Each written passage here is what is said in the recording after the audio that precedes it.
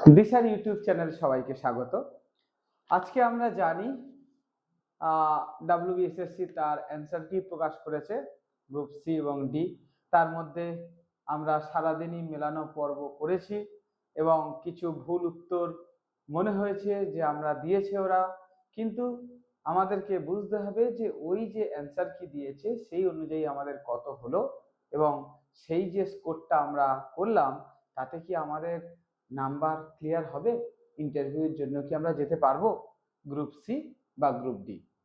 আজকে আমাদের টপিক হচ্ছে গ্রুপ সি নিয়ে কত কাট অফ হতে পারে বা কেমন যেতে পারে, কত স্কোর করলে সেফ জোন, সেটা রিজার্ভেশন ক্যান্ডিডেটদের ক্ষেত্রে, ইউআর ক্যান্ডিডেটদের ক্ষেত্রে, কিংবা এখানে আমরা জানি 5টা জোন আছে, সেই জোনে কোন জোনে সব জোনে কি সমান কাট অফ যাবে, ছেলে বা মেয়েদের ক্ষেত্রে কি ডিফারেন্স কতটা হবে, সেই নিয়েই আজকে আমাদের আলোচ্য বিষয়। আমরা এর আগে আমি একটা ভিডিও করেছিলাম যখন ঠিক গ্রুপ সি পরীক্ষাটা হয়ে গিয়েছিল, হওয়ার পরে গ্রুপ ডি কেন ভালো করে দিতে যাবে এই নিয়ে ভিডিও করেছি। আমি সেই ভিডিওটাকে কন্টিনিউ করে কিন্তু এই ভিডিওটা দিচ্ছি। একবারে আমি ঝটপট করে কাট অফ বলে দিলাম আর সেটাই কাট অফ হবে, এই ধারণাটা কিন্তু যারা ভাবছে তারা ভুল। আমরা পূর্বের ভিডিওটা দেখতে হবে, সেখানে আমি অ্যানালিসিস করেছি যে কেন গ্রুপ সি বা গ্রুপ ডি দুটো একে অপরের উপরে পরিপূরকভাবে রয়েছে, নির্ভর করছে কাট অফ, সেটা আগে বুঝতে হবে। ছোট্ট একটু পূর্বের জিনিস ছোট্ট করে রিভিশন করে আমি কাট অফে ঢুকছি। আমরা জানি গ্রুপ সিতে 883 আর গ্রুপ ডিতে 2650, অর্থাৎ টোটাল মিলিয়ে 3533 এই ক্যান্ডিডেট যারা কিনা 5 মার্কস করে নাম্বার পাচ্ছে। ঠিক আছে, এই ক্যান্ডিডেট গুলো 5 মার্কস করে নাম্বার পাচ্ছে, সেটা গ্রুপ সিতেও পাবে তারা, গ্রুপ ডিতেও তারা এই নাম্বারটা এলিজিবল। এই স্টুডেন্ট গুলো যদি মোস্ট অফ দা ভালো ক্যান্ডিডেট বেরোয়, যাদের কোয়ালিটি সেই পূর্বের মতন আছে, তাদের কন্টেন্ট সেই পূর্বের মতো আছে, তাহলে কিন্তু তারা গ্রুপ সিতে গিয়ে এন্ট্রি করবে। যদি গ্রুপ সির নতুন ফ্রেশার্সদের সঙ্গে কম্পিটিশন না পারে, তাহলে কিন্তু তারা গিয়ে পরের ধাপে গ্রুপ ডিতে গিয়ে এন্ট্রি হবে। এটা আমাদের আলোচ্য বিষয় আজকে নয়, এই ভিডিওর মধ্যে আমি আলোচনা করব গ্রুপ সিতে। আমি ধরে রাখছি গ্রুপ সিতে এই ক্যান্ডিডেট গুলো 50% এন্ট্রি হলো, 50% গ্রুপ ডিতে, অর্থাৎ এই 2600 এই গ্রুপ সি আর ডি যে ক্যান্ডিডেট আছে 2650 জন আর 883, এরা যদি সেই সিকোয়েন্সে যায় তাহলে কত একটা কাট অফ যেতে পারে, সেই নিয়ে আমি একটা ছোট্ট ডিসকাশন করে দিচ্ছি। দেখো এখানে অনেকগুলো জোন আছে। কি কি zone? Southern zone, eastern zone, northern zone, south eastern zone আর ওয়েস্টার্ন জোন। ঠিক আছে, তাহলে এই জোনগুলোর মধ্যে সবচেয়ে আমার মনে হয় যে সিট যত সংখ্যক বিচার করে দেখা গিয়েছে, সাউদার্ন জোনটা সবচেয়ে স্ট্রং জোন, যেখানে কাট অফের পরিমাণটা একটু হলেও বেশি হতে পারে, কারণ সাউথ 24 পরগনা, কলকাতা, হাওড়া এই ধরনের ডিস্ট্রিক্টগুলো এর মধ্যে রয়েছে। আমি ওইটাকে দিয়ে প্রথম আলোচনা করব, তারপরে বলে দেবো যে কোন জোনে কতটা কম যেতে পারে বা তার কতটা বেশি যেতে পারে।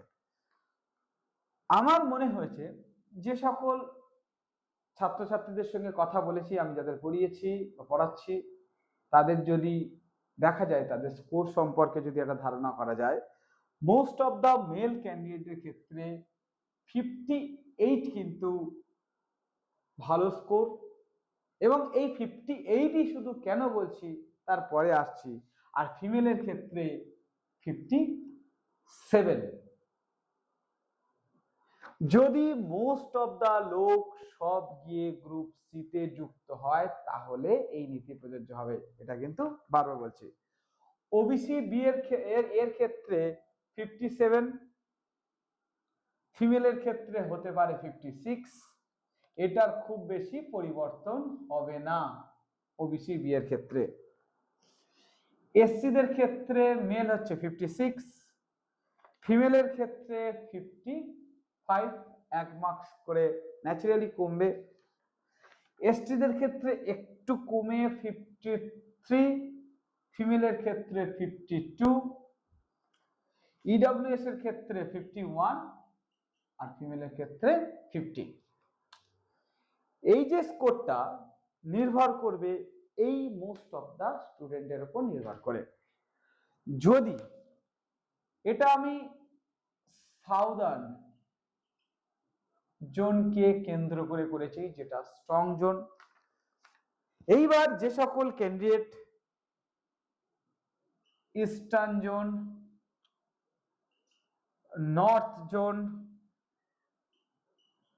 South eastern zone fill up করেছো, তারা এখানে -1 আরো ফেসিলিটিস পেতে পারো, অর্থাৎ প্রত্যেক ফিল্ডে -1 করে কম যেতে পারে। ওয়েস্টার্ন জোন ক্ষেত্রে -2 পর্যন্ত নামতে পারে। ঠিক আছে, যদি দেখা যায় যে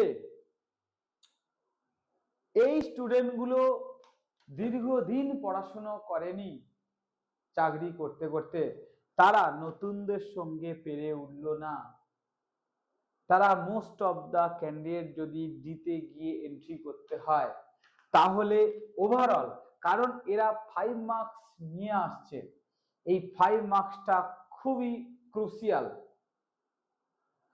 যদি না পায় তাহলে আরো 1 থেকে 2 নম্বর এই টোটাল ওভারঅল থেকে মাইনাস হবে। যদি শুধুমাত্র এই টোটাল সিটটা, আমি সিট কোথায় কি আছে, কত কিছু আছে, সব আমি পূর্বের ভিডিওতে ডিসকাশন করেছি, তাই আমি ওই বিষয়টা নিয়ে আর এখানে আলোচনা করছি না। যদি হয় তাহলে আরো কাট আপ কমে যাবে প্রত্যেকটা ফিল্ডের ক্ষেত্রে, -1 -2 এর ক্ষেত্রে। ঠিক আছে, আমি এখানে +2 -2 বললাম না, এটা আমার ধারণা অনুযায়ী এমন হতে পারে স্কোর, কিন্তু পরবর্তীকালে যদি দেখা যায় যে এই স্টুডেন্টগুলো গ্রুপ সিতেই ভালো পড়াশোনা করে এসছে, তাহলে কিন্তু এই কাট আপটার দিকেই ইন্ডিকেশনটা হচ্ছে।